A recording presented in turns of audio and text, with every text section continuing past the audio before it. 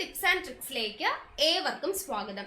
വരാനിരിക്കുന്ന village field assistant, Bevco LDC, company board LGS, അതുപോലെ BFO, APO, CEO വരുന്ന 10th prelims, ഇനി വരാനിരിക്കുന്ന ഏതൊരു PSC പരീക്ഷയ്ക്ക് തയ്യാറെടുക്കുന്നവർക്കും പഠിക്കാനായിട്ട് നമ്മളൊരു സ്റ്റഡി പ്ലാൻ ചെയ്തിട്ടുണ്ടായിരുന്നു.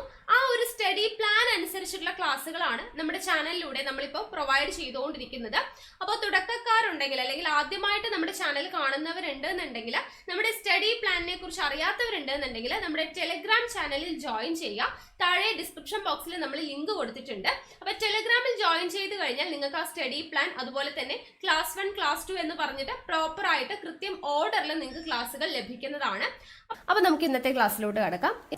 അത് വരുന്നത് 7ാം ക്ലാസ്സിലെ 2ാമത്തെ ചാപ്റ്റർ ആയിട്ടുള്ള കച്ചവടത്തിൽ നിന്ന് അധികാരത്തിലേക്ക് എന്ന് പറയുന്ന ചാപ്റ്ററിലാണ് arrival of Europeans, contributions of Europeans വരുന്നത്. ഓക്കെ, അപ്പോൾ നമുക്ക് ഈ ചാപ്റ്റർ എന്താണെന്നുള്ളത് നോക്കാം. പാഠഭാഗം തുടങ്ങുന്നത് കുരുമുളകിന്റെ ഒരു കഥയിൽ നിന്നാണ്. അപ്പോൾ നമുക്ക് ജസ്റ്റ് ഒന്ന് നോക്കാം. കൂട്ടുകാരെ, ഞാൻ കുരുമുളക്. നൂറ്റാണ്ടുകൾക്ക് മുൻപുള്ള യൂറോപ്പിലെ കാര്യമാണ് ഞാൻ പറയുന്നത്. മാസങ്ങൾ നീണ്ടു നിൽക്കുന്ന ശൈത്യകാലം ആരംഭിക്കുന്നതിന് മുൻപ് അവിടുത്തെ കർഷകർ അവരുടെ ആടുമാടുകളിൽ കുറച്ചെണ്ണത്തെ കൊന്ന് ഇറച്ചിയാക്കി സൂക്ഷിക്കുമായിരുന്നു. ശൈത്യകാലത്തെ മഞ്ഞുവീഴ്ച കാരണം മേച്ചിൽപ്പുറങ്ങളിൽ പുൽനാമ്പുകൾ തളിർത്തിരുന്നില്ല. ഇത് തീറ്റ കമ്മിക്കിടയാക്കി. മനുഷ്യർക്കും ഭക്ഷ്യക്ഷാമം നേരിട്ടിരുന്നു. കാലികളെ കൊന്ന് ഇറച്ചിയാക്കി സൂക്ഷിച്ചാണ് ഇതിന് പരിഹാരം കണ്ടത്. ഇന്നത്തെ പോലെ വൈദ്യുതിയോ ശീതീകരണ സംവിധാനമോ ഇല്ലാത്ത കാലമാണെന്ന് ഓർക്കുക. ഇറച്ചി ദീർഘകാലത്തേക്ക് കേടുകൂടാതെ സൂക്ഷിക്കാനും രുചി നൽകാനും അവർ എണ്ണയാണ് ഉപയോഗിച്ചിരുന്നത്. ചുരുക്കത്തിൽ ഞാൻ അവർക്ക് അത്യാവശ്യ ഘടകമായിരുന്നു. ഞാൻ മാത്രമല്ല, നമ്മുടെ നാട്ടിലെ ഏലം, കറുവപ്പട്ട, ഇഞ്ചി എന്നിവയും അവർക്ക് പ്രിയപ്പെട്ടതായിരുന്നു. ഞങ്ങളെ തേടി പണ്ടു മുതലേ കച്ചവടക്കാർ എത്തിയിരുന്നു. ഇതാണ് നമുക്ക് ഫസ്റ്റ് തന്നിട്ടുള്ള ഒരു കഥ. കുരുമുളക് പറയുന്ന കഥയാണ്. അതായത് ഇതിൽ നിന്ന് നമുക്ക് എന്താണ് മനസ്സിലാകുന്നത്? യൂറോപ്യൻസിന് വളരെ അത്യാവശ്യമുള്ള സാധനങ്ങളായിരുന്നു ഏലം, കറുവപ്പട്ട, കുരുമുളക്, ഇഞ്ചി എന്നിവയൊക്കെ. അപ്പോൾ അത് തേടിയാണ് പണ്ട് മുതലേ കച്ചവടക്കാർ എവിടെ എത്തിയിരുന്നത്? ഇന്ത്യയിൽ എത്തിയിരുന്നത്. അപ്പൊ ഇതാണ് എന്താ നമുക്ക് ഇതിൽ നിന്നും മനസ്സിലാക്കാനായിട്ട് പറ്റുന്നത്. അപ്പൊ കുരുമുളക്, ഏലം, കറുവപ്പട്ട, ഇഞ്ചി തുടങ്ങിയ സുഗന്ധ വ്യഞ്ജനങ്ങൾ അന്വേഷിച്ചുകൊണ്ട് തന്നെയായിരുന്നു പണ്ട് മുതലേ കച്ചവടക്കാർ എത്തിയിരുന്നത്. ഓക്കെ, മനസ്സിലായല്ലോ. ഇനി നമുക്ക് ഇമ്പോർട്ടൻ്റ് ആയിട്ടുള്ള പോയിന്റ്സ് മാത്രം നോക്കി പോകാം. അപ്പോൾ അടുത്തത് പറയുന്നത്, തുർക്കികൾ കോൺസ്റ്റാന്റിനോപ്പിൾ കീഴടക്കിയത് ഏഷ്യയും യൂറോപ്പും തമ്മിലുള്ള കച്ചവടത്തെ തടസ്സപ്പെടുത്തി. അപ്പോൾ ഏഷ്യയും യൂറോപ്പും തമ്മിലുള്ള കച്ചവട ബന്ധത്തെ തടസ്സപ്പെടുത്തിയത് എന്താണ്? തുർക്കികൾ കോൺസ്റ്റാന്റിനോപ്പിൾ കീഴടക്കിയതാണ്. അപ്പൊ തുർക്കികൾ കോൺസ്റ്റാന്റിനോപ്പിൾ കീഴടക്കിയ വർഷം 1453 അപ്പൊ 1453 തുർക്കികൾ കോൺസ്റ്റാന്റിനോപ്പിൾ കീഴടക്കിയതാണ് ഏഷ്യയും യൂറോപ്പും തമ്മിലുള്ള കച്ചവടത്തെ തടസ്സപ്പെടുത്തിയത്. ഓക്കെ, അപ്പൊ ഈ പശ്ചാത്തലത്തിലാണ് ഇന്ത്യയിലേക്ക് എന്ത് വരുന്നത്? കടൽ മാർഗം ഒരു വാണിജ്യ പാത കണ്ടെത്താനുള്ള ശ്രമം ആരംഭിക്കുന്നത്. ഇങ്ങനെ സമുദ്രത്തിലൂടെ ഒരു വാണിജ്യ പാത കണ്ടെത്തിയതോടുകൂടിയാണ് പോർച്ചുഗീസുകാരും ഡച്ചുകാരും ഇംഗ്ലീഷുകാരും ഫ്രഞ്ചുകാരും കച്ചവടത്തിനായിട്ട് ഇന്ത്യയിലെത്തിയത്. അപ്പൊ അത് നമുക്ക് കറക്റ്റ് ആയിട്ട് ഒരു ഓർഡറിലാണ് തന്നിട്ടുള്ളത്. അതായത് ഇന്ത്യയിലോട്ട് വന്ന യൂറോപ്യന്മാരുടെ ഓർഡർ ആണ് തന്നിട്ടുള്ളത്. പോർച്ചുഗീസുകാർ, പിന്നെ ഡച്ചുകാർ, അത് കഴിഞ്ഞ് ഇംഗ്ലീഷുകാർ, പിന്നെ ഫ്രഞ്ചുകാർ. ഈ രീതിയിലാണ്, ഈ ഓർഡറിലാണ് ഇന്ത്യയിലോട്ട് ആരെത്തുന്നത്? യൂറോപ്യൻസ് എത്തുന്നത്. അപ്പോൾ ആദ്യം വന്ന യൂറോപ്യൻസ് ആരാണ്? പോർച്ചുഗീസുകാരാണ്. അപ്പൊ കടൽ മാർഗം ഇന്ത്യയിലെത്തിയ ആദ്യത്തെ യൂറോപ്യന്മാർ എന്ന് പറയുന്നത് പോർച്ചുഗീസുകാരാണ്. ഇനി നമുക്ക് പോർച്ചുഗീസുകാരെ കുറിച്ച് നോക്കാം. അപ്പൊ പോർച്ചുഗലിൽ നിന്ന് കോഴിക്കോട്ടേക്ക്, അതായത് 1498 മെയ് മാസത്തിലെ ഒരു പ്രഭാതം കോഴിക്കോടിന് സമീപത്തുള്ള കാപ്പാട് തീരത്ത് 3 വലിയ പായ്ക്കപ്പലുകൾ നങ്കൂരമിട്ടു. അപ്പൊ ഇത് പറയുന്നത് എന്താണ്? 1498 മെയ് 20 എന്താണ് നടന്നത്? വാസ്കോഡഗാമയും സംഘവും കോഴിക്കോട് കാപ്പാട് വന്നെത്തിയ സംഭവമാണ് പറയുന്നത്. അപ്പൊ 1498 മെയ് മാസത്തിലെ പ്രഭാതത്താണ് വാസ്കോഡഗാമയും സംഘവും എവിടെ എത്തുന്നത്? കോഴിക്കോടിന് സമീപത്തുള്ള കാപ്പാട് തീരത്ത് എത്തുന്നത്. അക്കാലത്ത് കോഴിക്കോട് ഭരിച്ചിരുന്ന സാമൂതിരി രാജാവ് വാസ്കോഡ ഗാമയ്ക്ക് എന്ത് ചെയ്തു കൊടുത്തില്ല? കച്ചവട സൗകര്യങ്ങളൊന്നും നൽകിയില്ല. അതുകൊണ്ട് അദ്ദേഹം എന്ത് ചെയ്തു? കണ്ണൂരിലെത്തി. കോഴിക്കോട് സാമൂതിരി അദ്ദേഹത്തിന് കച്ചവട സൗകര്യങ്ങളൊന്നും ചെയ്തു കൊടുക്കാത്തതിനാൽ അദ്ദേഹം എവിടെ എത്തി? കണ്ണൂരിലെത്തി. അവിടെ നിന്ന് ആവശ്യമായ വിഭവങ്ങൾ ശേഖരിച്ച് പോർച്ചുഗലിലേക്ക് തിരിച്ചു പോവുകയും ചെയ്തു. പിന്നീട് വാസ്കോഡ ഗാമയെ തുടർന്ന് വന്നിട്ടുള്ള പോർച്ചുഗീസുകാരാണ് അൽമേഡ, ഫ്രാൻസിസ്കോ ഡി അൽമേഡയും അൽബുക്കർക്കും. അപ്പൊ വാസ്കോഡ ഗാമയെ തുടർന്ന് ഇന്ത്യയിലെത്തിയ പോർച്ചുഗീസുകാർ ആരൊക്കെയാണ്? അൽമേഡ, അൽബുക്കർക്ക് തുടങ്ങിയവരാണ്. ഇവർ ഇവിടെ എത്തിയിട്ട് ഗോവ, ദാമൻ, ദിയു എന്നിവയായിരുന്നു ഇവരുടെ പ്രധാന വാണിജ്യ കേന്ദ്രങ്ങൾ. അപ്പൊ ഈ പോർച്ചുഗീസുകാരുടെ പ്രധാന വാണിജ്യ കേന്ദ്രങ്ങൾ ഏതൊക്കെയായിരുന്നു? ഗോവ, ദാമൻ, ദിയു എന്നിവയായിരുന്നു ഇവരുടെ പ്രധാന വാണിജ്യ കേന്ദ്രങ്ങൾ. ഇനി വളരെയധികം ഇമ്പോർട്ടൻ്റ് ആയിട്ടുള്ള പോയിന്റ് ആണ്, തൃശൂർ ജില്ലയിലെ കോട്ടപ്പുറം കോട്ടയും കണ്ണൂരിലെ സെന്റ് ആഞ്ചലോ കോട്ടയും നിർമ്മിച്ചത് ആരാണ്? പോർച്ചുഗീസുകാരാണ്. അപ്പൊ പോർച്ചുഗീസുകാരുടെ നിർമ്മിതികളാണ്. ഇമ്പോർട്ടൻ്റ് ആയിട്ടുള്ള പോയിന്റ്സ് ആണ്, നോട്ട് ചെയ്ത് വെക്കുക. തൃശൂർ ജില്ലയിലെ കോട്ടപ്പുറം കോട്ടയും കണ്ണൂരിലെ സെന്റ് ആഞ്ചലോ കോട്ടയും നിർമ്മിച്ചത് ആരാണ്? പോർച്ചുഗീസുകാരാണ്. പോർച്ചുഗീസുകാർ അറിയപ്പെട്ടിരുന്ന പേരാണ് പറങ്കികൾ. പോർച്ചുഗീസുകാർ അറിയപ്പെട്ടിരുന്ന പേരെന്താണ്? പറങ്കികൾ. അപ്പൊ പറങ്കികൾ എന്നറിയപ്പെട്ടിരുന്ന യൂറോപ്യൻസ് ആരാണ് എന്ന് ചോദിച്ചാൽ ആരാണ്? പോർച്ചുഗീസുകാരാണ്. പിന്നെ അതായത് പോർച്ചുഗീസുകാർ നമ്മുടെ നാട്ടിൽ കൊണ്ടുവന്നിട്ടുള്ള കുറച്ച് വിഭവങ്ങളാണ് പൈനാപ്പിൾ, പേരയ്ക്ക, പപ്പായ, വറ്റൽമുളക്, കശുവണ്ടി, പുകയില തുടങ്ങിയ കാർഷിക വിളകൾ. ഇവിടെ കൊണ്ടുവന്നത് ആരാണ്? പോർച്ചുഗീസുകാരാണ്. പോർച്ചുഗീസുകാരാണ് നമ്മുടെ നാട്ടിൽ കാണുന്ന പൈനാപ്പിൾ, പേരയ്ക്ക, പപ്പായ, വറ്റൽമുളക്, കശുവണ്ടി, പുകയില തുടങ്ങിയ കാർഷിക വിളകൾ കൊണ്ടുവന്നത് പോർച്ചുഗീസുകാരാണ്. ഇമ്പോർട്ടൻ്റ് ആയിട്ടുള്ള പോയിന്റ് ആണ്. അതുപോലെ തന്നെ അച്ചടിയന്ത്രം പ്രചരിച്ചതും ചവിട്ടുനാടകം എന്ന കലാരൂപം വികസിച്ചതും പോർച്ചുഗീസ് ബന്ധത്തിന്റെ ഫലമായാണ്. അപ്പോൾ ഇമ്പോർട്ടൻ്റ് ആയിട്ടുള്ള ഒരു ക്വസ്റ്റ്യൻ ആണ്, ചവിട്ടുനാടകം കൊണ്ടുവന്നിട്ടുള്ള യൂറോപ്യൻസ് ആരാണ്? പോർച്ചുഗീസുകാരാണ്. അപ്പൊ അച്ചടിയന്ത്രം പ്രചരിച്ചതും ചവിട്ടുനാടകം എന്ന കലാരൂപം വികസിച്ചതും ആരുടെ ബന്ധത്തിന്റെ ഫലമായാണ്? പോർച്ചുഗീസ് ബന്ധത്തിന്റെ ഫലമായാണ്. ഇങ്ങനെയൊക്കെ ആണെങ്കിലും ഇന്ത്യയിൽ കൂടുതൽ വാണിജ്യ കേന്ദ്രങ്ങൾ സ്ഥാപിക്കാൻ പോർച്ചുഗീസുകാർക്ക് കഴിഞ്ഞിരുന്നില്ല. അതിന്റെ കാരണങ്ങൾ എന്തൊക്കെയാണ് പറയുന്നത്? മറ്റ് യൂറോപ്യൻ ശക്തികളുമായി മത്സരിക്കാനുള്ള സാമ്പത്തികവും സൈനികവുമായ ശേഷി അവർക്കുണ്ടായിരുന്നില്ല. അതുപോലെ തന്നെ പ്രാദേശികമായ ചെറുത്തുനിൽപ്പുകൾ നേരിടേണ്ടി വന്നു. അപ്പോൾ ഇതാണ് ഇന്ത്യയിൽ കൂടുതൽ വാണിജ്യ കേന്ദ്രങ്ങൾ സ്ഥാപിക്കാൻ പോർച്ചുഗീസുകാർക്ക് കഴിയാത്തതിന് കാരണം എന്താണ്? മറ്റു യൂറോപ്യൻ ശക്തികളുമായി മത്സരിക്കാനുള്ള സാമ്പത്തികവും സൈനികവുമായ ശേഷി ആർക്കുണ്ടായിരുന്നില്ല? പോർച്ചുഗീസുകാർക്കുണ്ടായിരുന്നില്ല. അതുപോലെ തന്നെ പ്രാദേശികമായ ചെറുത്തുനിൽപ്പുകൾ നേരിടേണ്ടി വന്നു. അപ്പോൾ ഇവിടെ ഇമ്പോർട്ടൻ്റ് ആയിട്ടുള്ള ഒരു പോയിന്റ് ആണ്, മലബാർ തീരം കേന്ദ്രീകരിച്ച് പോർച്ചുഗീസുകാർക്കെതിരെ നടന്ന ചെറുത്തുനിൽപ്പുകൾക്ക് നേതൃത്വം കൊടുത്തത് ആരാണ് എന്ന് ചോദിക്കാം. മലബാർ തീരം കേന്ദ്രീകരിച്ച് പോർച്ചുഗീസുകാർക്കെതിരെ നടന്ന ചെറുത്തുനിൽപ്പുകൾക്ക് നേതൃത്വം കൊടുത്തത് ആരാണ്? കുഞ്ഞാലി മരക്കാർമാരാണ്. കുഞ്ഞാലി മരക്കാർമാരാണ് മലബാർ തീരം കേന്ദ്രീകരിച്ച് പോർച്ചുഗീസുകാർക്കെതിരെ നടന്ന ചെറുത്തുനിൽപ്പുകൾക്ക് നേതൃത്വം കൊടുത്തത്. അപ്പൊ ആരാണ് കുഞ്ഞാലി മരക്കാർമാർ?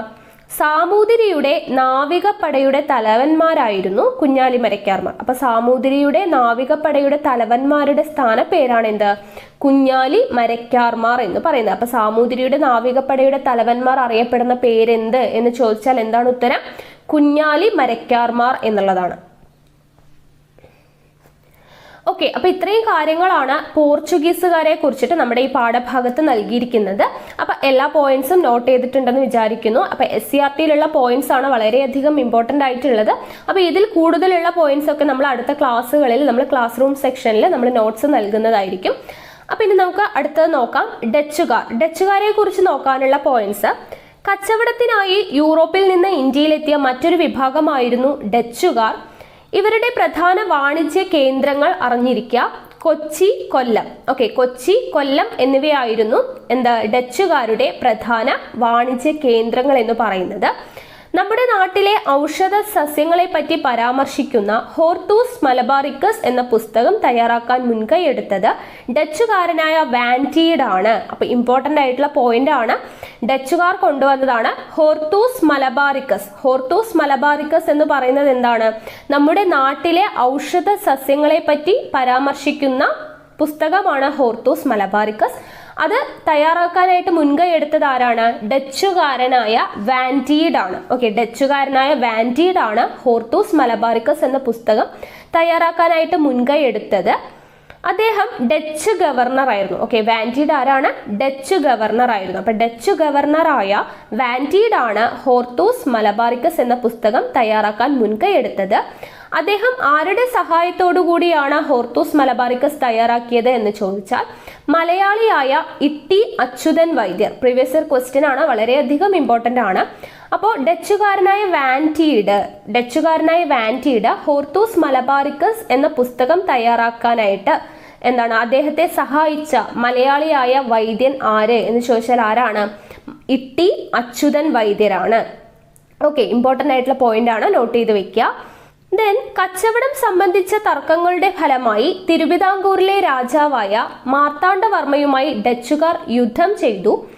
1741 കുളച്ചിലിൽ വെച്ച് നടന്ന യുദ്ധത്തിൽ, അപ്പൊ അവിടെ ഇമ്പോർട്ടന്റ് ആയിട്ടുള്ള ഒരു പോയിന്റ് കിട്ടി. എന്താണ്? കുളച്ചിൽ യുദ്ധം നടന്ന വർഷം 1741. ഓക്കെ, 1741 കുളച്ചിൽ യുദ്ധം നടക്കുന്നു. ആ യുദ്ധത്തിൽ ആര് പരാജയപ്പെടുകയാണ്? ഡച്ചുകാർ പരാജയപ്പെടുകയാണ്. ഇതോടെ ഇന്ത്യയിൽ ഡച്ചുകാരുടെ അടിത്തറ നഷ്ടമാവുകയും ചെയ്തു. അപ്പോൾ ഡച്ചുകാർ അറിയപ്പെട്ടിരുന്ന പേരാണ് ലന്തക്കാർ. നമ്മൾ പറഞ്ഞു പോർച്ചുഗീസുകാർ അറിയപ്പെട്ടിരുന്ന പേര് പറങ്കികൾ എന്നാണെന്ന് പറഞ്ഞു. ഡച്ചുകാർ അറിയപ്പെട്ടിരുന്ന പേരെന്താണ്? ലന്തക്കാർ എന്നറിയപ്പെട്ടിരുന്നു ഡച്ചുകാർ. അപ്പൊ ഇത്രയും കാര്യങ്ങളാണ് ഡച്ചുകാരെ കുറിച്ച് പഠിക്കാനുള്ളത്. ഇനി ഇംഗ്ലീഷുകാരുടെ വരവ്.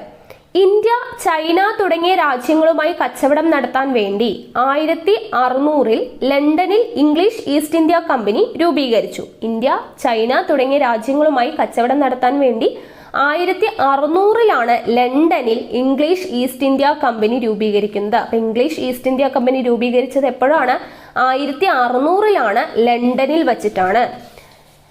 ദെൻ കമ്പനിയുടെ ഇന്ത്യയിലെ ആദ്യത്തെ വാണിജ്യ കേന്ദ്രം ഗുജറാത്തിലെ സൂററ്റ് ആയിരുന്നു. അപ്പൊ ഇംഗ്ലീഷ് ഈസ്റ്റ് ഇന്ത്യ കമ്പനിയുടെ ഇന്ത്യയിലെ ആദ്യത്തെ വാണിജ്യ കേന്ദ്രം എവിടെയാണ്? ഗുജറാത്തിലെ സൂററ്റ് ആണ്. ഓക്കെ, ഗുജറാത്തിലെ സൂററ്റ് ആണ് ഇംഗ്ലീഷ് ഈസ്റ്റ് ഇന്ത്യ കമ്പനിയുടെ ഇന്ത്യയിലെ ആദ്യത്തെ വാണിജ്യ കേന്ദ്രം എന്ന് പറയുന്നത്. മദ്രാസ്, കൽക്കത്ത, ബോംബെ എന്നിവിടങ്ങളിലും ആർക്ക് വാണിജ്യ കേന്ദ്രങ്ങൾ ഉണ്ടായിരുന്നു? ഇംഗ്ലീഷ് ഈസ്റ്റ് ഇന്ത്യ കമ്പനിക്ക് വാണിജ്യ കേന്ദ്രങ്ങൾ ഉണ്ടായിരുന്നു. പോർച്ചുഗീസുകാർ കഴിഞ്ഞു, ഡച്ചുകാർ, ഇംഗ്ലീഷുകാർ കഴിഞ്ഞു. ഇനി അടുത്തത് ആരാണ്? ഫ്രഞ്ച് ആണ്, അല്ലെ? ഫ്രഞ്ച് വാണിജ്യ ബന്ധങ്ങൾ നോക്കാം. 1664 ഫ്രഞ്ച് ഈസ്റ്റ് ഇന്ത്യ കമ്പനി സ്ഥാപിച്ചു. അപ്പൊ ഫ്രഞ്ച് ഈസ്റ്റ് ഇന്ത്യ കമ്പനി സ്ഥാപിച്ചത് എപ്പോഴാണ്? 1664 ഫ്രഞ്ച് ഈസ്റ്റ് ഇന്ത്യ കമ്പനി സ്ഥാപിക്കുന്നത്. ഇതോടെ കച്ചവട ലക്ഷ്യവുമായി ഫ്രഞ്ചുകാർ ഇന്ത്യയിലെത്തി. പോണ്ടിച്ചേരി, മാഹി, കാരക്കൽ തുടങ്ങിയവയായിരുന്നു അവരുടെ പ്രധാന കച്ചവട കേന്ദ്രങ്ങൾ. അപ്പൊ ഫ്രഞ്ചുകാരുടെ പ്രധാന കച്ചവട കേന്ദ്രങ്ങൾ ഏതൊക്കെയാണ്? പോണ്ടിച്ചേരി, മാഹി, കാരക്കൽ തുടങ്ങിയവയാണ് ഫ്രഞ്ചുകാരുടെ പ്രധാന കച്ചവട കേന്ദ്രങ്ങൾ. അവരുടെ പ്രവർത്തനങ്ങളുടെ ആസ്ഥാനം പോണ്ടിച്ചേരി ആയിരുന്നു. ഓക്കെ, ഫ്രഞ്ചുകാരുടെ പ്രവർത്തനങ്ങളുടെ ആസ്ഥാനം എവിടെയായിരുന്നു? പോണ്ടിച്ചേരി ആയിരുന്നു. ഇനി അടുത്ത ഇമ്പോർട്ടന്റ് ആയിട്ടുള്ള ഒരു പോയിന്റ് ആണ്, 1757 ബംഗാളിലെ നവാബായിരുന്ന സിറാജ് ഉദ് ദൗലയെ പ്ലാസി യുദ്ധത്തിൽ ബ്രിട്ടീഷുകാർ പരാജയപ്പെടുത്തി. അപ്പൊ പ്ലാസി യുദ്ധം വർഷം ഇമ്പോർട്ടന്റ് ആണ്, 1757 ഓക്കെ, 1757 പ്ലാസി യുദ്ധം. അതിൽ വെച്ചിട്ട് എന്താണ്? ബംഗാളിലെ നവാബായിരുന്ന സിറാജ് ഉദ് ദൗലയെ പ്ലാസി യുദ്ധത്തിൽ ആര് പരാജയപ്പെടുത്തി? ബ്രിട്ടീഷുകാർ പരാജയപ്പെടുത്തി. പിന്നീട് 1764 ബക്സാർ യുദ്ധവും വിജയിച്ചതോടു കൂടിയിട്ട് ബംഗാൾ ആരുടെ കീഴിലായി? കമ്പനിയുടെ കീഴിലായി. അപ്പൊ ബക്സാർ യുദ്ധം നടന്നത് 1764 പ്ലാസി യുദ്ധം നടക്കുന്നത് 1757 2 വർഷവും ഇമ്പോർട്ടന്റ് ആണ്. 1757 പ്ലാസി യുദ്ധം, 1767 ബക്സാർ യുദ്ധവും നടക്കുന്നു. ഇംഗ്ലീഷുകാരും ഫ്രഞ്ചുകാരും തമ്മിൽ നടന്ന യുദ്ധങ്ങളുടെ പ്രധാന വേദി ഇന്നത്തെ തമിഴ്നാടിന്റെ ഭൂരിപക്ഷ മേഖലകൾ ഉൾപ്പെട്ട കർണാട്ടിക് പ്രദേശങ്ങളായിരുന്നു. ഇംഗ്ലീഷുകാരും ഫ്രഞ്ചുകാരും കൂടെ നടന്ന എല്ലാ യുദ്ധങ്ങളും എവിടെയായിരുന്നു? തമിഴ്നാടിന്റെ ഭൂരിപക്ഷ മേഖലകൾ ഉൾപ്പെട്ട കർണാട്ടിക് പ്രദേശങ്ങളിലായിരുന്നു. അതുകൊണ്ട് തന്നെ ഇവർ തമ്മിലുള്ള യുദ്ധങ്ങൾ, ഇംഗ്ലീഷുകാരും ഫ്രഞ്ചുകാരും തമ്മിലുള്ള യുദ്ധങ്ങൾ എന്ത് പേരിലാണ് അറിയപ്പെട്ടിരുന്നത്? കർണാട്ടിക് യുദ്ധങ്ങൾ എന്നാണ് അറിയപ്പെട്ടിരുന്നത്. ഇംഗ്ലീഷുകാരും ഫ്രഞ്ചുകാരും തമ്മിൽ നടന്ന യുദ്ധങ്ങളുടെ പ്രധാന വേദി ഇന്നത്തെ തമിഴ്നാടിന്റെ ഭൂരിപക്ഷ മേഖലകൾ ഉൾപ്പെട്ട കർണാട്ടിക് പ്രദേശങ്ങളായതുകൊണ്ട് തന്നെ ഇംഗ്ലീഷുകാരും ഫ്രഞ്ചുകാരും തമ്മിൽ നടന്ന യുദ്ധങ്ങൾ എന്തു പേരിലാണ് അറിയപ്പെട്ടിരുന്നത്? കർണാട്ടിക് യുദ്ധങ്ങൾ എന്നാണ് അറിയപ്പെട്ടിരുന്നത്. നമ്മൾ എല്ലാം വലിച്ചു വാരി പഠിക്കുന്നില്ല, ഇമ്പോർട്ടൻ്റ് ആയിട്ടുള്ള പോയിന്റ്സ് മാത്രമാണ് പറയുന്നത്. അടുത്ത ഒരു ഇമ്പോർട്ടൻ്റ് ആയിട്ടുള്ള പോയിന്റ് ആണ്, വെല്ലസ്ലി പ്രഭു നടപ്പിലാക്കിയ സൈനിക സഹായ വ്യവസ്ഥ. ഡൽഹൌസി പ്രഭു കൊണ്ടുവന്ന ദത്തവകാശ നിരോധന നിയമം. അപ്പോൾ എന്താണ്? സൈനിക സഹായ വ്യവസ്ഥ കൊണ്ടുവന്നത് ആര് എന്ന് ചോദിച്ചാൽ ആരാണ്? വെല്ലസ്ലി പ്രഭു ആണ്. ഇമ്പോർട്ടൻ്റ് ആണ്. ഡൽഹൌസി പ്രഭു കൊണ്ടുവന്നത് എന്താണ്? ദത്താവകാശ നിരോധന നിയമം. അപ്പോൾ സൈനിക സഹായ വ്യവസ്ഥ കൊണ്ടുവന്നത് വെല്ലസ്ലി പ്രഭു ആണ്. ഡൽഹൌസി പ്രഭു കൊണ്ടുവന്നത് എന്താണ്? ദത്താവകാശ നിരോധന നിയമം. പ്രീവിയസ് ക്വസ്റ്റ്യൻ ആണ്. ദത്താവകാശ നിരോധന നിയമം കൊണ്ടുവന്നത് ആരാണ്? ഡൽഹൌസി പ്രഭു ആണ്. ഇനി അടുത്തൊരു ഇമ്പോർട്ടൻ്റ് ആയിട്ടുള്ള പോയിന്റ് ആണ്, സൈനിക സഹായ വ്യവസ്ഥയിൽ ഹൈദരാബാദ്, തഞ്ചാവൂർ, ഇൻഡോർ തുടങ്ങിയ നാട്ടുരാജ്യങ്ങൾ ഒപ്പുവെച്ചു. അപ്പൊ സൈനിക സഹായ വ്യവസ്ഥ ആരാണ് കൊണ്ടുവന്നത്? വെല്ലസ്ലി പ്രഭു ആണ്. വെല്ലസ്ലി പ്രഭു കൊണ്ടുവന്ന സൈനിക സഹായ വ്യവസ്ഥയിൽ ഒപ്പുവെച്ച നാട്ടുരാജ്യങ്ങൾ ഏതൊക്കെയാണ് എന്ന് ചോദിച്ചാൽ ഇമ്പോർട്ടൻ്റ് ആണ്. ഹൈദരാബാദ്, തഞ്ചാവൂർ, ഇൻഡോർ തുടങ്ങിയ നാട്ടുരാജ്യങ്ങളാണ്. ഓക്കെ, വെല്ലസ്ലി പ്രഭു കൊണ്ടുവന്ന സൈനിക സഹായ വ്യവസ്ഥയിൽ ഒപ്പുവെച്ച നാട്ടുരാജ്യങ്ങളാണ് ഹൈദരാബാദ്, തഞ്ചാവൂർ, ഇൻഡോർ തുടങ്ങിയ നാട്ടുരാജ്യങ്ങൾ. ഇനി നമ്മൾ പറഞ്ഞു ഡൽഹൌസി പ്രഭുവാണ് എന്ത് കൊണ്ടുവന്നത്? ദത്താവകാശ നിരോധന നിയമം കൊണ്ടുവന്നത് എന്ന് പറഞ്ഞു അല്ലെ. അപ്പൊ എന്താണ് ദത്താവകാശ നിരോധന നിയമം? അതായത് എന്താണ്, ഇപ്പോൾ പുരുഷ അനന്തരാവകാശികൾ ഇല്ലാത്ത നാട്ടുരാജാക്കന്മാർ എന്ത് ചെയ്യും? കുട്ടികളെ ദത്തെടുക്കുന്ന സമ്പ്രദായം നിലവിലുണ്ടായിരുന്നു. അങ്ങനെ ദത്തെടുക്കുന്ന കുട്ടികൾക്ക് എന്താണ്? അവർ രാജാധികാരം കൊടുത്തിരുന്നു. അപ്പോൾ ഈ സമ്പ്രദായം ഇല്ലാതാക്കുക, ഈ ദത്തെടുത്തിട്ട് അവർക്ക് രാജാധികാരം നൽകുന്ന ഈ അവകാശത്തെ ഇല്ലാതാക്കുകയായിരുന്നു എന്തുകൊണ്ട് ഉദ്ദേശിക്കുന്നത്? ദത്താവകാശ നിരോധന നിയമം കൊണ്ട് ഉദ്ദേശിക്കുന്നത്. അതുപോലെ തന്നെ പുരുഷ അനന്തരാവകാശി ഇല്ലാതെ ഒരു രാജാവ് മരിച്ചാൽ ആ രാജ്യം ബ്രിട്ടീഷ് ഇന്ത്യയോട് കൂട്ടിച്ചേർക്കാനും ഈ നിയമത്തിൽ വ്യവസ്ഥയുണ്ടായിരുന്നു. അപ്പോൾ ഡൽഹൌസി പ്രഭു കൊണ്ടുവന്നതാണ് ദത്താവകാശ നിരോധന നിയമം. ഇത് പ്രകാരം എന്താണ്? അനന്തരാവകാശികൾ ഇല്ലാത്തവർ ദത്തെടുത്ത് അവർക്ക് രാജാധികാരം നൽകുന്ന ആ വ്യവസ്ഥ ഇല്ലാതെയായി. പുരുഷ അനന്തരാവകാശി ഇല്ലാതെ ഒരു രാജാവ് മരിച്ചാൽ ആ രാജ്യം ബ്രിട്ടീഷ് ഇന്ത്യയോട് കൂട്ടിച്ചേർക്കാനും ദത്താവകാശ നിരോധന നിയമത്തിൽ വ്യവസ്ഥയുണ്ടായിരുന്നു. അപ്പോൾ ഇങ്ങനെ ദത്താവകാശ നിരോധന നിയമത്തിലൂടെ സാമ്പൽപൂർ, സത്താറ, ഉദയ്പൂർ, ഝാൻസി, നാഗ്പൂർ എന്നീ നാട്ടുരാജ്യങ്ങൾ ആര് പിടിച്ചെടുത്തു? ബ്രിട്ടീഷുകാർ പിടിച്ചെടുത്തു. അപ്പോൾ ഇവിടെ ഇമ്പോർട്ടൻ്റ് ആയിട്ടുള്ള പോയിന്റ് എന്താണ്? ഡൽഹൌസി പ്രഭുവാണ് ദത്താവകാശ നിരോധന നിയമം നടപ്പിലാക്കിയത് എന്നുള്ളതാണ് ഇമ്പോർട്ടൻ്റ്. ദത്താവകാശ നിരോധന നിയമത്തിലൂടെ എന്താണ്? ബ്രിട്ടീഷുകാർ പിടിച്ചെടുത്ത നാട്ടുരാജ്യങ്ങൾ ഓർത്തിരിക്കുക. സാമ്പൽപൂർ, സത്താറ, ഉദയ്പൂർ, ഝാൻസി, നാഗ്പൂർ എന്നീ നാട്ടുരാജ്യങ്ങളാണ് ബ്രിട്ടീഷുകാർ പിടിച്ചെടുത്തത്. അപ്പോൾ ഇത്രയുമാണ് നമ്മുടെ ഈ ചാപ്റ്ററിൽ പറയുന്നത്. അപ്പോൾ യൂറോപ്യന്മാരുടെ വരവും യൂറോപ്യന്മാരുടെ സംഭാവന എന്ന് പറയുന്ന ഭാഗം ഈ ചാപ്റ്ററിൽ കഴിയുവാണ്. അതായത് 7th സ്റ്റാൻഡേർഡിലെ 2ാമത്തെ ചാപ്റ്ററാണ് നമ്മളിപ്പോൾ പഠിച്ചത്.